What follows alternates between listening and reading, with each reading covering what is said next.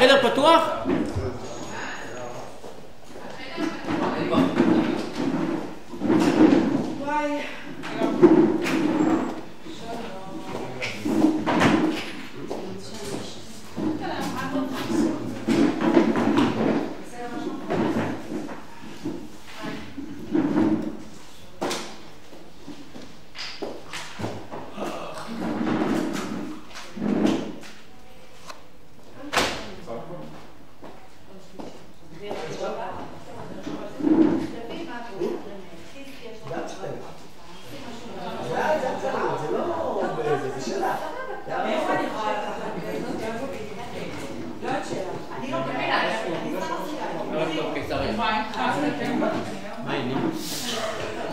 עוד פעם הוא הזיז את זה, אני אביא לו מכות.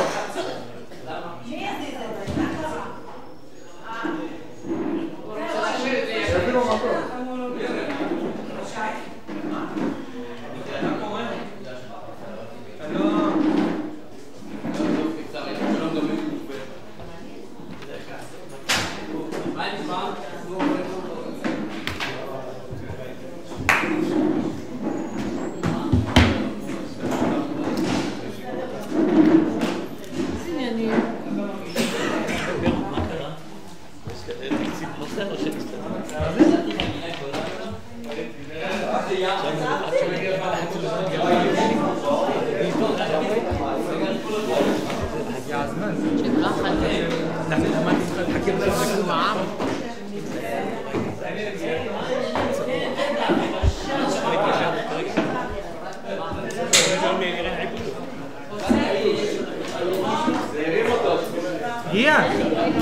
הגיע. מה זה, שתי אופטלגין? מה? גם אני הייתי חולה מתה. נתקנו אחד לשני. תזוזו ממני. אנחנו הדבקנו בוועדת כספים.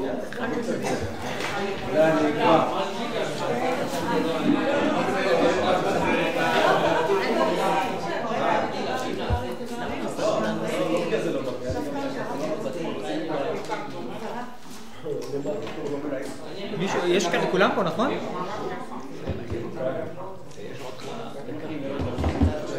איפה שמוליק? אני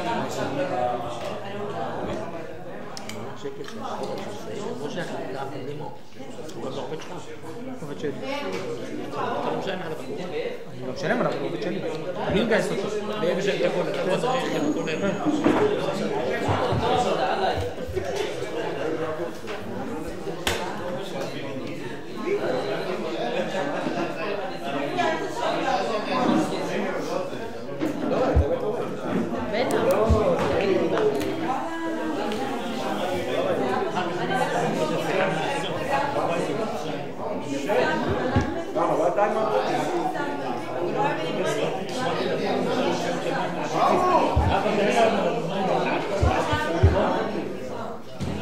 הדומדיה, אנחנו בסדר?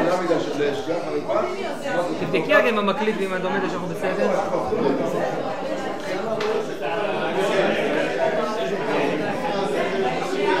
זה השאיפה, זה השאיפה. אנחנו בסדר, הדומדיה? יאללה חבר'ה.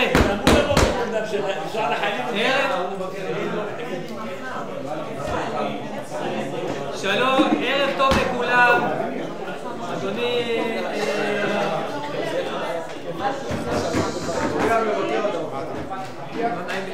ניתן לו לסיים. טוב חברים, אני שמח לפתוח את ישיבת המועצה מספר 9. אני אתחיל בכמה הודעות, ואחר כך יש לנו עוד 3 סעיפים, עברנו במינוי לוועדה לאיכות הסביבה וועדה ותאגיד דירקטוריון מפעלי תרבות בע"מ. אז קודם כל מועצת העיר משתתפת בצער העמוק של משפחת כץ, ההורים ירון ואיריס, האחים שירן ושקד, על נפילתו בקרבות ברצועת עזה אתמול של אור, זכרו לברכה, לוחם כפיר שלמד בבית ספר דקל וילנאי, התגייס להיות לוחם, שירת כמעט 2.5 בשירות קרבי, נכנס לרצועת עזה, ואתמול בג'באליה בתקרית של הירי נ"ט נהרג יחד עם עוד 3 חברים שלו. אירוע מאוד מאוד קשה. אתמול בלילה יחד עם דודו מתתיהו הלכנו, שהוא גם בן דוד שני של האמא של איריס, הלכנו למשפחה. היה מאוד מאוד קשה. תושבי מעלה אדומים היום שוב כמו תמיד התגלו בשיא תפארתם. מאות תושבים הגיעו ללוות את המשפחה במסדר כבוד לכל אורך ציר של צמח השדה והיציאה מהעיר. הלוויה בהר הרצל הייתה קשה מאוד, הם עשו את זה בחלקת הכהנים, הגיעו באמת המון אנשים. היה אירוע מצמרר, המג"ד שלהם, כל הגדוד בעצם עדיין נמצא בעזה, אז הם לא יכלו להגיע ללוויה של חבר שלהם. המג"ד הקליט בקשר ספד קצר. זה היה, אני אומר לכם, באמת קשה. אז אנחנו נזכור אותו, ננציח אותו, ושולחים מפה נכון, הוא קיבל 2 תעודות הצטיינות במהלך השירות שלו, אחד על פעילות מאוד מאוד מיוחדת שהוא עשה על איסוף אמל"ח ומעצר של מחבלים בחברון. אז אנחנו שולחים את התנחומים הכנים שלנו למשפחה, ובאמת מקווים שלא נדע עוד דברים מהסוג הזה. יש לנו גם 2 פצועים מהעיר שנפצעו בשבועיים האחרונים, אחד מהעיר ואחד לא מהעיר, אבל הוא שלנו. אגב, כל פצוע הוא שלנו, אבל גדי בנטלי הוא העוזר האישי של המנכ"ל, הוא לוחם באלכסנדרוני? לא, צנחנים, בלבנון. החוליה שהוא נלחם איתה נלחמה פנים מול פנים עם מחבלים. הוא קיבל כדור ברגל, ברוך השם הוא נמצא בשיקום בשיבא. אתה רוצה? לא, היה לו ממש נס, הוא היה בקריאה, הראש שלו היה לדבר, הוא קיבל פה, שזה המקום, אם צריכים לבחור מקום, זה שם. ברוך השם. הוא לא הולך, אבל הוא שיקום. אז אנחנו מאחלים לו רפואה שלמה. איפה השיקום שלו? בשיבא. יש לנו עוד חייל שסמך מ"פ מסערת בית הולין, אני מקווה שאני, קוראים לו מסי, אני מקווה שאני יודע, כן, לא יודע לבטא נכון אולי את השם משפחה. הוא סמך מ"פ בצנחנים בגדוד 890. הוא נפצע יחסית בתחילת המלחמה. אני שוחחתי איתו והוא אמר לי אני מחלים וחוזר לפלוגה שלי. הוא חזר לפלוגה שלו ונפצע שוב, הוא בסדר, והוא גם כן נמצא בשיקום, ואנחנו מאחלים לו גם כן רפואה שלמה. שבחים לאוריה לובינר, גם כן תושב העיר, שנטרל את המחבל בצומת שילת ביום רביעי שעבר. לא יודע מי שיצא לו לראות את הסרטון, יש ממש סרטון שרואים אותו פורק מהרכב, חותר למגע ויורה במחבל. נפגשתי השבוע עם אמא של אברה מנגסטו, שעברה לגור, היא עברה מאשקלון, עברה לגור אצלנו במעלה אדומים. מזכיר לכם, אברה לפני 7 שנים עבר לרצועת עזה, נלקח על ידי חמאס. באינדיקציה שראש הממשלה מסר לאמא שלו לאחרונה, אומרים שהוא עדיין בחיים. היא ביקשה שלא ישכחו את אברה בתקופה שבה יש עכשיו שיח על חטופים ועל הרוגים ועל מה שקורה, אז היא מפחדת שהסיפור של אברה יישכח. אנחנו מלווים אותה מאוד צמוד, גם אגף הרווחה, הזדמנות לומר תודה פה ליחיאל וגם לקהילה שעוטפת אותה. אני שוחחתי לבקשתה עם ראש השבויים ונעדרים, אחרי השם שלו, תת-אלוף גל הירש. תת-אלוף גל הירש, ששוחחתי איתו בטלפון וביקשתי לבקשתה שיחליפו את האיש קשר של משרד הביטחון. היא אמרה שהיא לא מסתדרת עם האיש קשר של משרד הביטחון. הוא הבטיח לי שעד סוף השבוע היא תוחלף ויהיה לה איש קשר חדש. אז אני מאחל שנראה את כל החטופים ואת כל השבויים וגם את אברה, שמבחינתנו הוא תושב מעלה אדומים מעכשיו, חזרה כמה שיותר מהר לישראל. להבדיל, חתמנו על טופס 4 לפרויקט של הקבלן אדם קרסנטי בכיכר קדם, 85 יחידות דיור. זה מתחיל להתאכלס. חתמנו, וצריך לומר פה יישר כוח גדול גם למנכ"ל וגם לגזבר, רפואה שלמה. נחתם הסכם PV לאנרגיה ירוקה, זה בעצם עוד מנוף כלכלי. אנחנו לדעתי הראשונים ביהודה ושומרון שעושים את זה, אחד הערים הראשונות שעושה את זה בכלל. זה בעצם פרויקט שבו אנחנו נותנים אפשרות זה נקרא גגות סולאריים בשיטה החדשה, ובעצם אנחנו מקבלים מיידית עוד בשנת 25 2.5 מיליון שקל, ואז עוד 8 מיליון שקל, 200,000 שקל כל שנה עבור הדבר הזה, שזה בעצם הכנסה כלכלית חשובה. כל שנה. נפגשתי עם לוחמי המעברים של המשטרה הצבאית, שהם אחראים בעצם על המעבר של הזעים.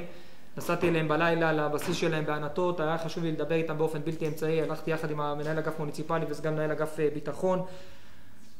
פגשתי שם אחלה חבר'ה, באמת לוחמים, שחוקים קצת, קשה להם שם לעמוד במשמרות, לילה, בוקר וכו'. הסברתי להם שמבחינתנו היעילות והמקצועיות שלהם היא קריטית במעבר במחסום. אמרתי להם שברור כשיש בעיה ביטחונית ושיש איזשהו צורך להדק, לסגור, אז אני לא נכנס לזה. אני נכנס לזה, אבל לא איתם. כשהם מקבלים הנחיה לסגור, אז הם צריכים לסגור. אבל ככל שהם יעשו את העבודה שלהם בצורה יעילה, אנחנו נרוויח. כל אחד שמגיע לבידוק במפרץ והתחת שלו, סליחה על הביטוי, בולט החוצה ברכב, מייצר פקק, בדומה לפקק סקרנים שאנחנו מכירים. מבחינתם זה 10 שניות, במכפלות זה פקק רציני. יש עדיין עובד עירייה שם? כן, כל בוקר. מי זה? יש עובד עירייה מהאגף המוניציפלי, זה עכשיו מתחלף עד שיהיה מישהו אחד קבוע, זה כרגע... מאז שהיה שמוליק שם בתמונה המפורסמת... מאז ועד היום, כל יום יש בבוקר... כל יום היה מישהו שם? יכול להיות שיש יום אחד ספציפי שלו, אבל בגדול כל יום יש שם בהגדרה נציג של מעלה אדומים. אגב, זה המטרה של... בבוקר היה שם בלגן, כי התחלפה פלוגה. לא, אתמול היה בלגן במחסום, אני עברתי שם... אני הרעיון של עובד עירייה שיש שם, כבר כתבתי את זה לפני 3, 4, 5 שנים. 3 שנים, לפי דעתי. אני שמח שזה מיושם, אני פשוט חושב שזה העיניים שלנו ששם עובד... יש שם עכשיו... דם מדמנו נקרא לזה שם, זה עוזר טיפה, וכל טיפה ברכה. יש שם עובד שלנו שנמצא, הוא גם מכיר כבר את האנשים, הוא יודע להעיר להם מתי שזה קורה, וגם הם... אגב, אני חייב להעביר גם את המסר אלינו לתושבים, ופה למועצת העיר. אחד הדברים שהם העלו שם, ואני אומר לכם, אתה רואה שם לוחמות בנות 20 שממש אומרות לי, תשמע, אדוני ראש העיר, אנחנו רוצים שתעביר את המסר לתושבים. יש כאלה שעוצרים, מורידים את החלון, א' זה מעכב, הם אומרים, סגור סוגריים, ומקללים אותנו. ואני ניסיתי להסביר להם שזה לא באופן אישי, וזה התסכול שיש לאנשים כל בוקר, ושהם מאחים לעבודה ומאחים לאיזה ביקורת בקופת חולים, לא יודע מה, וזה לא באופן אישי. אבל גם אנחנו צריכים להביא את המסר שבסוף הם לא הסיפור, בטח לא לוחמות ולוחמי משטרה צבאית הם הסיפור של הפקק שלנו. הסיפור של הפקק זה עצם קיומו של המחסום, הסיפור של הפקק זה שאין חלופות, זה הרבה מעבר להם. הם קמים בבוקר למשמרת שלהם ועושים את העבודה שלהם ומשתדלים לעשות זה על הצד הטוב ביותר. מעדכנים באחת הקבוצות שכל העלייה פקוקה למחסום ומישהו הוסיף ביזיון. בלייב עכשיו. תראו, אנחנו... אני יום נסעתי לרחובות, יצאתי פה ב7:45, 7:45 הייתי כבר ברחובות בכיתה. אני אגיד לכם גם מה הסיפור. תראו, בואו תראו, יש לנו... מה אתה בעצם אומר, שכאילו היה פנוי? יש... כן, היום היה פנוי הכביש, אבל אני רוצה רגע להסביר שנייה משהו. כמה פעמים אתה עושה את זה? פעם בשבוע. חבר'ה, תקשיבו, אני אסביר לכם משהו. אני אומר לך, עדיף לא לאלה שעובדים במעלה אדומים, באמת, בואו תנו קצת טיפה ריספקט ל... אני רוצה להסביר... יש לנו בבית כאלה שעובדים מחוץ למעלה אדומים, ויש ימים שהכביש פנוי. חבר'ה, אנחנו כבר כמה שבועות... חבר'ה, שנייה. כמה שבועות הכביש יחסית, חוץ מהיומיים האחרונים, לא היום, אבל אתמול ושלשום, שהייתה החלפה של פלוגת מג"ב הקבועה, הלכה לאימון, היא תסיים את האימון ביום שישי. עכשיו חבר'ה, אלה הם חיינו, תאמינו לי, אני מנהל את זה ברמה יומיומית. עכשיו, אנחנו מחכים לבשורות ארוכות הטווח, אבל אנחנו גם צריכים לתת פתרון בזמן הקצר. ובזמן הקצר אני אומר לכם שיש כמה פתרונות, אני מעדיף לא לדבר עליהם פה, בטח לא זה. יש כמה פתרונות שקורים, שלא סתם בשבועות האחרונים, הפקק בשעת הפיק. שעת הפיק היא מבחינתי 5:30 עד 8:30 בבוקר. נכון שיש עוד שעות פיק, באחר הצהריים יש עוד פיק, בסופי שבוע יש עוד פיק. אני מכיר את הכל. גיא, זה לא פיקים, גיא, זה לא נקרא פיק. זה נקרא רולטה רוסית. אתה לעולם לא יודע מתי הפיק הזה שאתה מדבר עליו. לא, בטוח יש פיק בשעה הזאת. עכשיו, האם יש פקק או לא? כמו שהם אמרו, יש ימים בבוקר שרץ טוב. אני אומר, תמיד בבוקר יש עומס תנועה. זה הכוונה שלי לפיק. אין בהכרח פקק. הסיבה שאין בהכרח פקק, כי הם עובדים טוב. כי בדיוק, לא רק זה. יש עוד כמה דברים, אני מעדיף לא לדבר עליהם פה. דבר נוסף, אנחנו, בגלל שתושבים רבים פנו, לא, אולי רבים זה מילה גדולה, אבל פנו לא מעט תושבים לגבי שמיעה של חפירות מתחת לבית שלהם, באזור שלהם וכו'.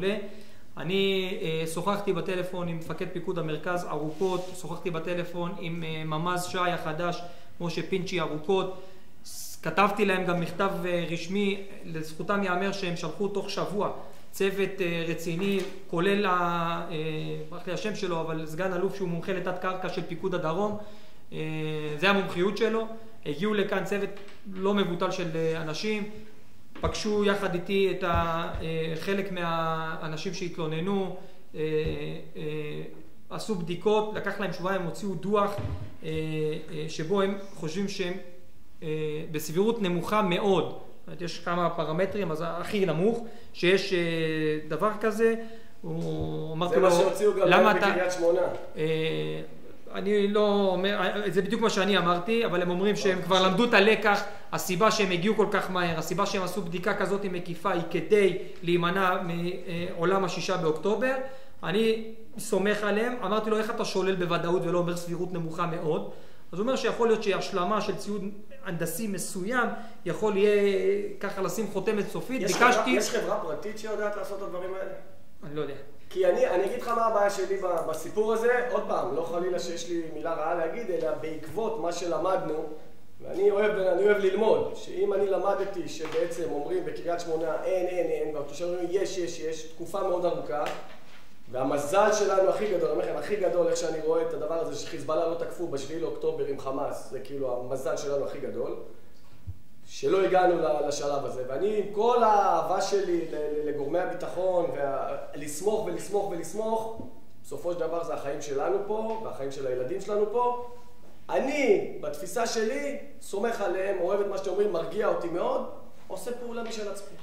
שאלה אם יש לנו חברה כזאת. אני לא יודע, אני יכול, שווה לבדוק, אבל בכל מקרה אני רוצה קודם כל שיביאו את ציוד הנדסי, שהם אמרו שיכול לשלול לגמרי. אגב, הם עשו עבודה רצינית, אני רק שתבין. לא מזלזל, חלילה, שלא יישמע לא, אני יודע שאתה לא מזלזל, אני הבנתי מה אמרת, אני רק אומר שתדעו, גם אתם וגם צריך להגיד לתושבים, הם עשו עבודה רצינית, הם באו לפה למשך שבוע שלם, הם בדקו תצאות, העלו רחפנים, הם אומרים קודם כל, הדבר הכי בסיסי, כשחופרים משהו צריך לצאת בצד השני חול. בואו נבדוק כמה שנים אחורנית, תצה שעשו שם גיחות, לראות אם היה איזשהו אזור של חול. משם הם המשיכו לאלף ואחד דברים, אני רק נתתי לכם את הדברים, הדוגמאות הקטנות של מה הם עשו, הם באמת התייחסו לזה מאוד מאוד ברצינות. בטח. אני רוצה לשבח את תחנת מעלה אדומים, שאני ישבתי ודיברתי מהנושא, והם לקחו את הנושא ברצינות רבה, והם אמרו שכל תושב שישמע, לא משנה באיזה שעה, יחייב 100, ישלחו ניידת, שוטרים יבואו לבדוק, ייתנו מענה לתושבים, ומגיע להם ישר כוח גדול לתחנה שלנו. בסדר גמור, תודה. נושא נוסף זה, צריך להגיד יישר כוח, אפרופו מה שאתה אומרת, למשטרה, משה פינצ'י, הממ"ז החדש, בחור באמת רציני, לא חלילה משהו על הקודם, אבל הוא בחור ממש רציני. אחרי האירוע שהיה בעזריה, אני אומר לכם, זה אירוע שהטריד אותי ומטריד אותי מאוד. אני במשך כמה שעות טובות עמדתי במחסום ב-481, וזה ממש מדיר שינה מעיניי. אגב, שתי משפחות, שתיהן אזרחי ישראל. הם גרים בעזריה, אבל עם תעודות זהות כחולות, שעשו מערב פרוע של ירי בלתי פוסק בין אחד לשני. משפחת, זה לא, לדעתי זה לא סודי, משפחת ג'אבר ומשפחת טוויל.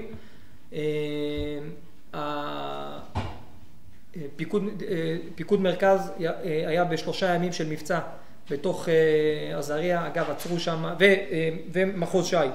מחוז ש"י עשו את כל העבודה הפלילית, עשו מעצרים, אגב עיכבו גופות, שמו במעצר מנהלי אנשים, עשו שם עבודה מאוד משמעותית, אבל אני אומר לכם שכל עוד לא תהיה כניסה, אני שוחחתי על זה גם עם שר הביטחון, הוא כבר לא שר הביטחון, אבל עם שר הביטחון בשבוע שעבר עם ראשי יש"ע, אמרתי להם שחייב היום להפנות את הקשב ליהודה ושומרון. ברצועת עזה יש כמעט חיסול של כל יכולות חמאס, בלבנון יגיעו להסדר, לא יגיעו להסדר, אבל יש שם גם כן פעילות מאוד משמעותית שאנחנו עושים. יש גם פעילות התקפית שעושים ביהודה ושומרון, בעיקר באזורי A, שכם, ג'נין וכו'. חייב לעשות עבודה קריטית ורצינית בתוך שטחי B וגם שטחי C. רגע, שנייה, ניתן לי שנייה. גם שטחי B וגם שטחי C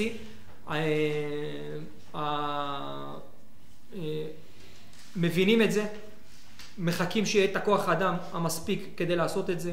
כבר מיד אחרי מה שקרה היה 3 מבצעים משמעותיים, וצמחו עליי שאני אומר משמעותיים, אני יודע מה זה משמעותי ומה זה מבצע בכאילו. 3 מבצעים משמעותיים בעזריה, עם המון אמל"ח שנלקח. רובו אגב צריך להגיד על בסיס מידע מודיעיני, שזה תקלה, כי מה שצריך לעשות זה לאסוף אמל"ח על בסיס מידע לא מודיעיני, כי ברור שאנחנו לא יודעים את כל הדברים. אני לא רוצה להיכנס לכל הפרטים, אבל אני אומר לכם, אני לא מוותר בעניין הזה ולא מתכוון לוותר בעניין הזה, כי זה בעיניי קריטי. במקביל, אנחנו צריכים לדעת שאנחנו, אם חלילה וחס דבר מהסוג הזה קורה ומגיע לתוך העיר מעלה אדומים, אנחנו יודעים לתת לזה מענה. חייב להגיד שבאמת כשהייתי שם קפצו המון, גם כיתת הכוננות, גם בני המקום, גם אגף הביטחון, גם המשטרה, הגיעו כוח של דובדבן. היה פה, אני אומר לכם, למעלה מ200 נשקים בזמן נתון מהיר למענה, שזה מאוד מאוד יפה. ישבנו היום, לא היום, אתמול, אני ויעקב, עם, אגב, משהו שאנחנו הצלחנו להשיג, וצריך להגיד תודה רבה לאלוף הפיקוד. מוקמת אוגדה חדשה, האוגדה המזרחית, מתוכה, לא משנה, לא חטיבות, וגדוד שנקרא גדוד ירושלים. אנחנו דרשנו שבגדוד ירושלים תהיה פלוגה, שהיא פלוגת מעלה אדומים, ואתמול נפגשנו עם המג"ד, והולכת להיות, הולכים להקים פה פלוגה, שהיא תקרא פלוגת מעלה אדומים. זו פלוגת לוחמים, רובעי 07, שההישג הגדול ביותר זה שהם יכולים לגייס עד 100 לוחמים במילואים, לוחמים 05 ומעלה, וההישג הגדול ביותר זה שהנשק שלהם הם 16, והאפוד נמצא אצלם בבית גם כן כשהם לא מגויסים. זאת אומרת שאם יש אירוע, הם יוכלו לקפוץ 100 לוחמים עם נשק ואפוד שיש להם בבית לטובת מעלה אדומים. זה לא יקרה מחר בבוקר, זה קודם כל אישור תקנים, עכשיו גיוס, ביוני אימון הקמה, ומיד אחרי זה יש לנו פה 100 לוחמים, פלוגה שלמה שהיא לטובת מעלה אדומים. אגב, אני לא רוצה להעלות אתכם, אבל אני ויעקב מדברים על זה הרבה, לא הגענו עדיין לפתרון שאני חושב שצריך להיות, כי עדיין אין חטיבה מרחבית למעלה אדומים. אני אומר, או שתהיה חטיבה מרחבית למעלה אדומים, או שיהיה מג"ב שהוא לא חלק מעוטף ירושלים, ואנחנו צריכים כוח יס"מ, שבינתיים אנחנו מקבלים אותו. אגב, יש היום יס"מ במעלה אדומים, קבוע, משמרת, 4 לוחמים קבועים, שזה במכפלות 15 לוחמים. אני רוצה שהם יהיו ת"פי התחנה, אבל בסדר, לא ידבר על כל הנושאים, רק ככה נדעתי זה. עוד משהו קטן, יש את חתמ"ר עציון שהם עושים פה פעילות ברוכה, הרבה יזומות אבל לא רשמי. שטח של עזריה. בדיוק, אבל לא רשמי. אני רוצה להגיד משהו. אני שמעתי את כל מה שאתה אומר, והכל בעצם מיועד בעצם ממשלה, צבא, דברים שהם כאילו לא בסמכותנו. זה יפה שאתה דוחף וזה מבורך, ואני חטחט על זה. יש דברים, וזה ראיתי בעקבות האירוע עכשיו שדיברת עליו, הזכרת לי, שבאה המשטרה ואמרה לאחר האירוע, אלה היו תושבי מזרח ירושלים שמתגוררים בעזריה, שבעצם אסור להם להתגורר לפי התושבות שלהם בעזריה, מותר להם, רק לא יכולים להמשיך לקבל הטבות ממדינת ישראל. לא הטבות, שלילת התעודת זהות שלהם. שנייה, רגע, אני אסביר לכם לאן אני מגיע.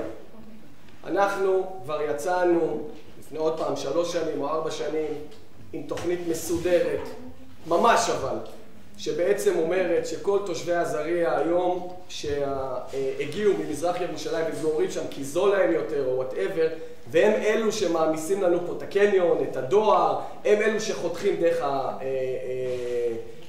דרך האגם. זאת אומרת, זו אותה קבוצה לא במחאות, הם עבריינים לכל דבר ועניין, הם עוברים על החוק. ולנו, כעירייה, עזבו רגע את המשטרה ועזבו את הצבא והכל, יש יכולת להתעמת עם זה. אנחנו היום יכולים, בהוראה של ראש העיר, לבדוק אותם, את אותם אנשים האלה. המחלקת ביטחון, לא המשטרה, אני לא מדבר על המשטרה בכלל. לבדוק אותם, לקחת את הפרטים שלהם וממש ללכת ולהשתנקר בביטוח לאומי. איך אתה יכול להוכיח שהם גרים בעזריה? ללכת, אני מסביר לך, אז אני מסביר, פשוט מאוד. העירייה תקציב למשרד חקירות, שיוודא את מקום מגוריהם של מספר אנשים. אנחנו כתבנו את זה, זה ממש מפורט בתוכנית מאוד מסודרת. תפסת 10 אנשים, ראית שהם משלמים שם את החשמל, ראית שהילדים שלהם שם בבתי ספר, ראית שהם יוצאים, נכנסים, ראית את כל זה, עשית ממש תוכנית חקירות מושלמת לביטוח לאומי ולשכת ההגירה, לשכת האוכלוסין, ההגירה והאוכלוסין. וברגע שעשית את זה, יצרת הרתעה מטורפת. הרי אתה לא יכול באמת להבריח אותם, זה לא תפקיד שלנו להבריח אותם, אבל יצרת הרתעה מטורפת שהם לא ייכנסו לפה. למה? מה הם ידעו? בוא'נה, זה השכן שלי, הזה אחמד, באו אליו, לא נותנים לו עכשיו, לא מחדשים לו את התעודה, הילדים שלו, כולם לוקחים לו את התעודה, הם עכשיו בחקירות, מתחילים להסביר את עצמם.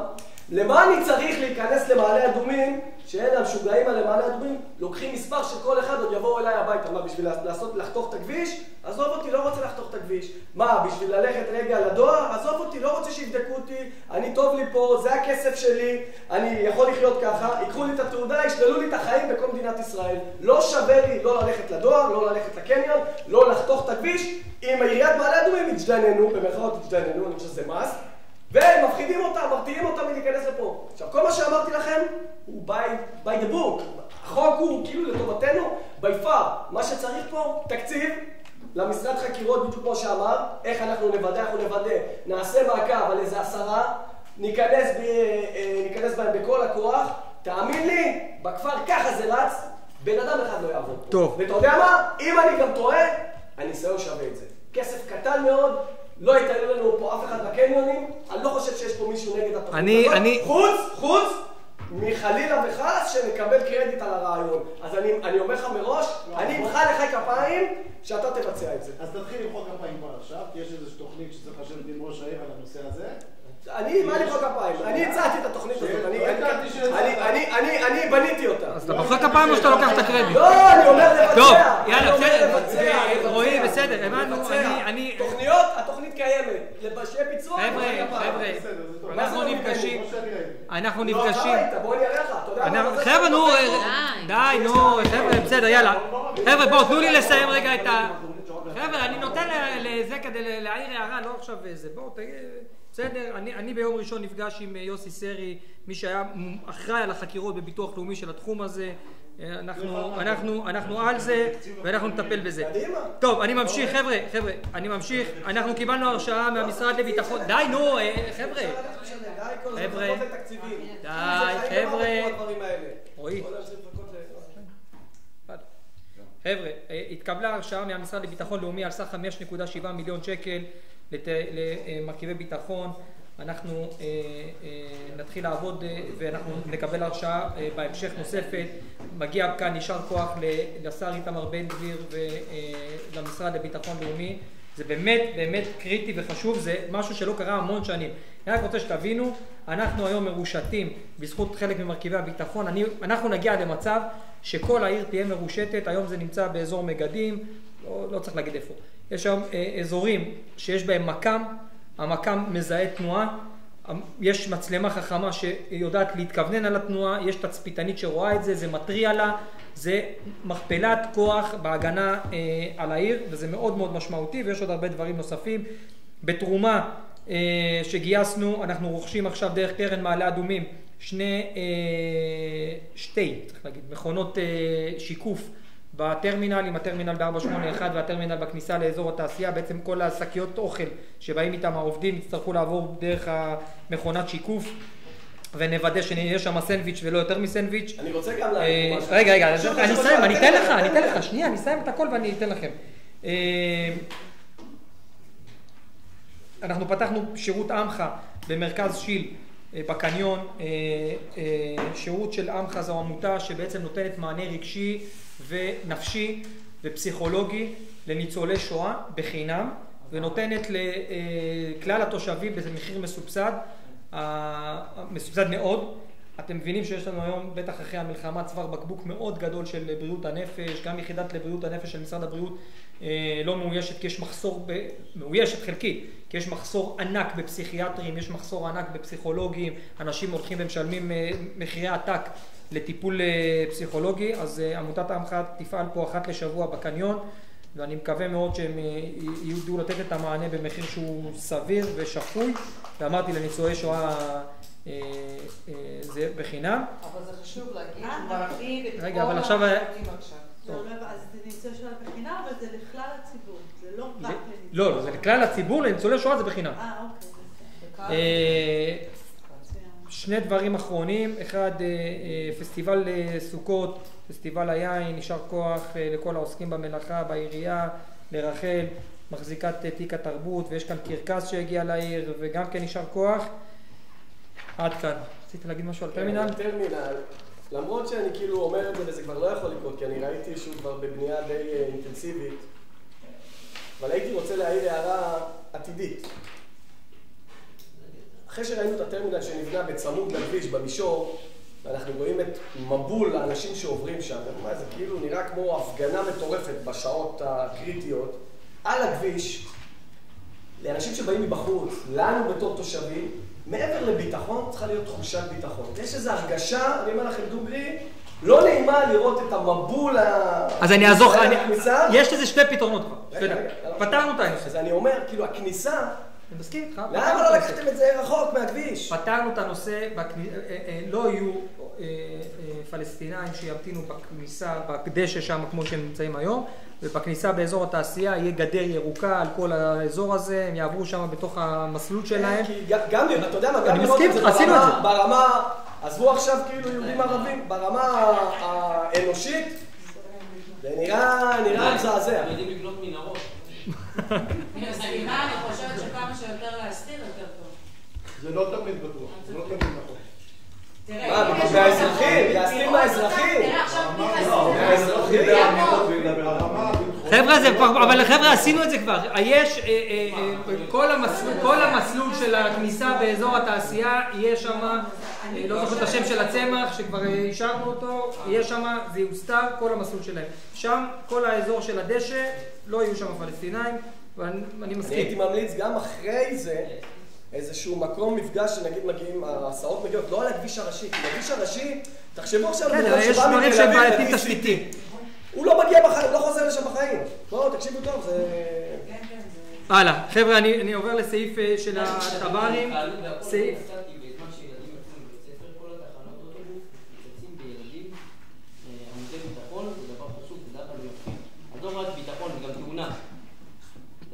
בסדר, בוא נעשה את זה בדיקה.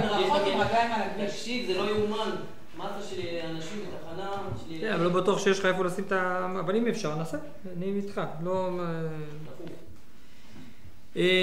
מכונת איסוף אוטומטית של כלי משקה, טבר 2729, תקציב ממשרד להגנת הסביבה. אני מעלה להצבעה.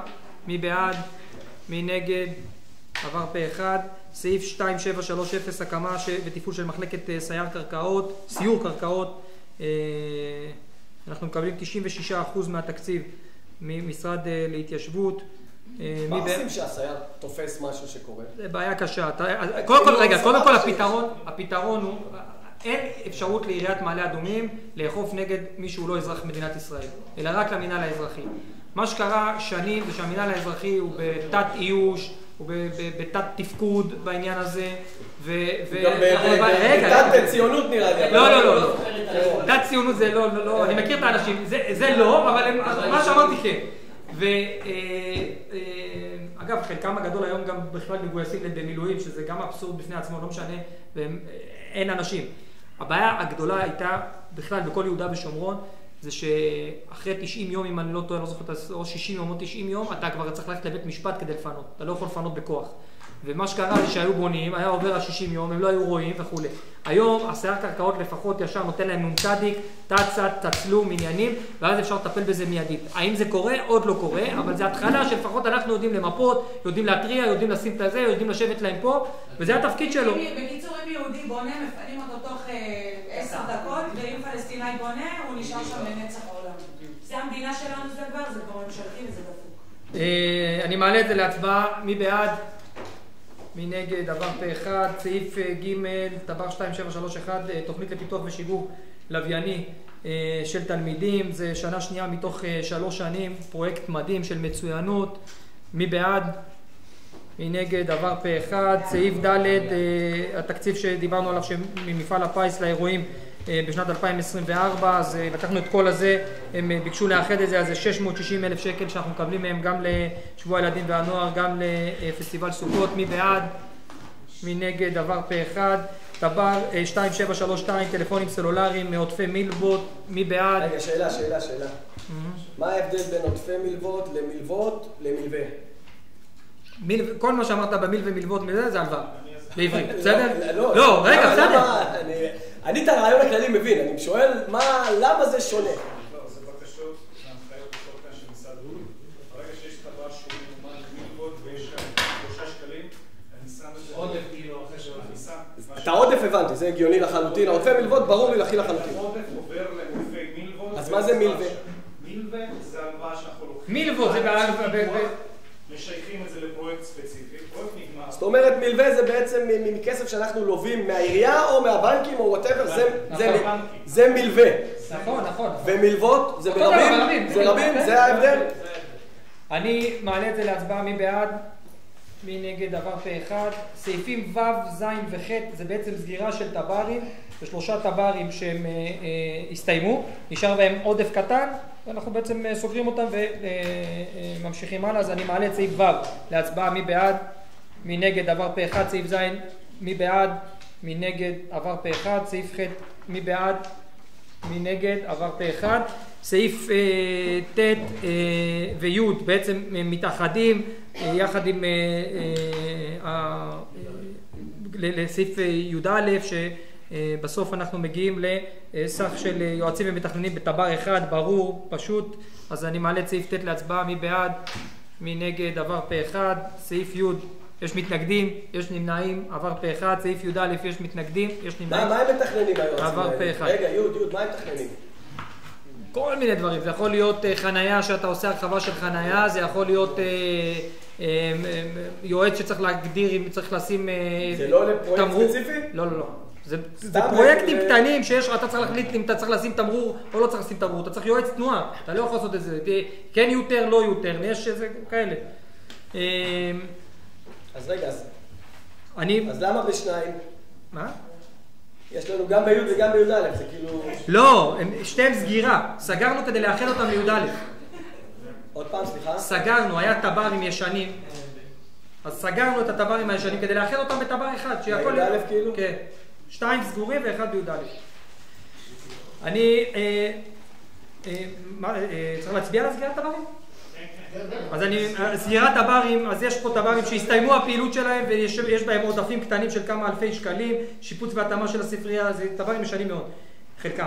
תשתיות היקפיות במוסך, אוריינות דיגיטלית, בניית מעבדות, הצטיידות ומחשוב של מזכירות של בתי הספר, תכנון עבודות בינוי ושיפוצים, שיפוצים במעבדה בישיבה התיכונית וציוד כללי. כל אלה הסתיים הפרויקט שלהם, נשארו כמה אלפי שקלים בודדים, אנחנו סוגרים אותם. אני מעלה את זה להצבעה, מי בעד?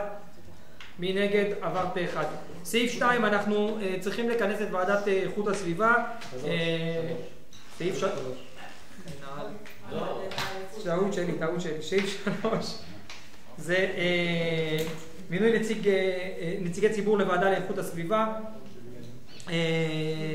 אנחנו בעצם מינינו את הוועדה לאיכות הסביבה, אבל בוועדה צריכים שיהיו נציגי ציבור, לא מינינו, אז אנחנו ממנים כדי שהיא תהיה חוקית. יש כאן 2 שהן פעילות מאוד רציניות בתחום של הגנת הסביבה, שלי ברין ומורן טובול. אני ממליץ שנאשר אותם כנציגות. מי בעד? רגע, אני רוצה להגיד משהו על זה. אני אדבר על סעיף 3 ו-4 כמקשה אחת מבחינתנו. כפי שאתם יודעים, הוגשה עתירה לבית המשפט לגבי ייצוג הולם של האופוזיציה בתאגידים הציבוריים. אנחנו שם בעצם טוענים שקופחנו שלא כדין. סעיף 3 ו-4 מגדיל את הקיפוח לדעתנו. אין לי מה להוסיף כרגע לפה ושם, כאילו העתירה תידון ומה שהוחלט ומה שבית משפט יחליט. לפיכך, אנחנו כאילו נגד כל תוספת של מישהו שמגדיל את הייצוג ההולם שלנו בתאגידים השונים. לא מגדיל את הייצוג ההולם, שולל את הייצוג. אני רוצה להעמיד אותך על טעותך המשפטית. הכלל לגבי ייצוג... אבל למה אתה מעמיד אותי? שבית משפט יחליט. לא, אני מעמיד אותך... אני מעמיד את כל מה שאתה אמרת. אתה קוטע אותי, אבל אתה לא מעמיד אותי על טעותי המשפטית. רועי, תן לסיים. אבל אתה לא שופט להעמיד אותי על טעותי המשפטית. אתה יכול להגיד מה דעתך המשפטית. אני יכול להגיד לך מה שאני רוצה, תגיד את דעתו. לא, תגיד את דעתך, אל תגיד שאתה מעמיד אותי על טעותי. קודם כל, אגב, חוות דעתי משפטית של העירייה מחייבת... היא מחייבת אותה העירייה, לא את בית משפט. בית משפט יחליט. למה אתה טועה? אתה טעית חמורות, משום שהכלל והחוק והפסיקה לגבי ייצוג הולם של האופוזיציה הוא אך ורק לגבי חברי מועצה, לא לגבי נציגי ציבור. את זה היה עליך לדעת. אלה תושבים, נציגי ציבור, הם לא נציגי ציבור. בסדר, גילי ורועי, חבר'ה, אבל כמו שאמרתם... ספציפית את אלה, אני גם מכיר אותם, שאתה קורא להם ציבור. אבל אם אני אכנס לך לדקדוק, הם ציבור מסוים, אוקיי? טוב. אם יש לך התנגדות עניינית למועמד, מותר לך להגיד. אבל מה? אבל זה קשור לעתירה שלך. אבל זה לא קשור לעתירה שלך. אדוני, אתה רוצה להגיד לי מה להגיד בישיבת מועצת? אני אומר לך... רגע, אתה רוצה להגיד לי מה אני מותר לי להגיד? לא, אתה מדבר יפה מאוד. חבר'ה, הלאה, אני מעלה את סעיף 3 להצבעה. נו, אבל בסדר. שנייה, אני אומר את מה שאני רוצה. ואני מבקש ממך פעם הבאה לא להעמיד אותי על טעותי. לא, כי אז אני אתחיל להעמיד אותך על טעותך, על טעויותיך הרבות. חבר'ה, אני מעלה את סעיף 3 להצבעה. מי בעד? מי נגד? אנחנו נגד. עבר ברוב קולות. סעיף 4, מינוי נציג דירקטוריון. יש כאן שחסרים. אנחנו... רגע, אני רוצה להגיד עוד מילה. חבר'ה, אני רוצה להגיד רגע משהו. גילי ורועי, די. אני מעלה את סעיף 4 להצבעה. מי בעד? מי נגד? נגד. עבר ברוב קולות. אני רוצה רגע להגיד לכם משהו, חבר'ה. מחר בשעה 5 יש לנו ישיבת ועדת בניין עיר. הישיבה הזאת היא מאוד מאוד מאוד חשובה. יש 2 שהתנגדו, גם פלסטינאים וגם עמותת שמאל במקום, לא זוכר את השם שלהם אף פעם, איך הם קוראים? במקום, אז זכרתי, הם התנגדו. אני משער שלפחות אחד מהנציגים יגיע, או מה... אני אגיע. לא מדבר רק, אני מדבר על כולכם. אנחנו צריכים שיהיה פה קוורום, ולכן מאוד מאוד חשוב לבוא משעה 5. לא, יש לך בקוד, לבוא. למה? זהו, אני נועל את הישיבה, בבקשה. רגע, יחיאל רוצה להגיד משהו. סליחה, לא נועל את הישיבה. לא נועל את הישיבה, לא נועל. לא, אני רק רציתי לספר על בן החור של שמוליק, שלשום פנה אליהם... חבר'ה, בבקשה רגע, גילי. שלשום פנה אליהם מישהו מהמתפנים של הבית כנסת, אומר, הילד שלו רץ ונתקע בכיסוי של בור ביוב. ונפל וקרה לו איזשהו נזק. אמרתי לו, תצלם לי את המקום, צילם, שלחתי לשמוליק. למחרת והכל סעודה, הכל השם הפעולות שלי צריך להיות נוגדים, אני פניתי אליך, ואתה סידרת את זה. פעם הבאה תפנה אליי, כמה זה כמה ימים. חבר'ה, תודה רבה, יישר כוח לכולם.